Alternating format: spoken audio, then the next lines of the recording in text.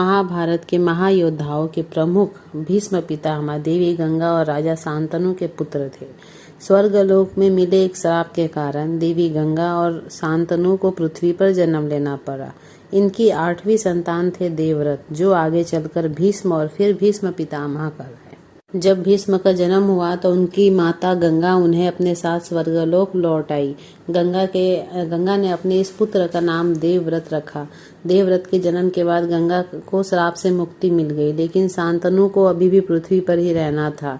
स्वर्ग में गंगा ने अपने पुत्र और देवताओं से शिक्षा दीक्षा दिलाई। गंगा के जाने के बाद राजा शांतनु ने दूसरा विवाह नहीं किया, बल्कि गंगा और पुत्र के लौटने की परीक्षा करते रहे। फिर 16 साल बाद एक दिन गंगा प्रकट हुई और उनके साथ राजकुमार देवव्रत भी थे। देवव्रत को उनके पिता शांतनु को सौंपकर गंगा फिर से स्वर्गलोक लौट आई। एक दिन अपने पुत्र देवव्रत को लेकर राजा शांतनु शिकार पर गए। वहां शिकार करते करते शांतनु अपने पड़ाव से काफी आगे निकल गए और देवव्रत पड़ाव पर ही रुके हुए थे। शांतनु ने रास्ते में एक जगह यमुना के किनारे नाव के पास एक अत्यंत सुंदर स्त्री को देखा, जिससे देखकर वह मंत्रमुग्ध हो गए। उस स्त्री का नाम सत्यवती था, जो स्वर्ग की अप्सरा थी, लेकिन एक श्राप के कारण पृथ्वी पर जन्मी थी। राजा शांतनु ने सत्यवती के सामने विवाह का प्रस्ताव रखा तो उन्होंने शांतनु से कहा, विवाह के संबंध में आप मेरे पिता से बात करिए। राजा शांतनु अपने सत्यवती के विवाह का प्रस्ताव लेकर उनके घर उनके पिता से मिलने पहुंचे। उनके पिता ने शांतनु के सामने शर्त रख दी कि वह अपनी पुत्री का विवाह शांतनु के साथ तभी तय करेंगे तो जब वह यह वचन दे कि सत्यवती का पुत्र ही हस्तिनापुर का युवराज बनेगा। शांतनु यह वचन नहीं दे सकते थे, क्योंकि शांतनु अपने पुत्र देवव्रत को युवराज घोषित कर चुके थे। जब शांतनु को इस शर्त मानने के लिए तैयार नहीं हुए तो सत्यवती के पिता ने विवाह से इनकार कर दिया।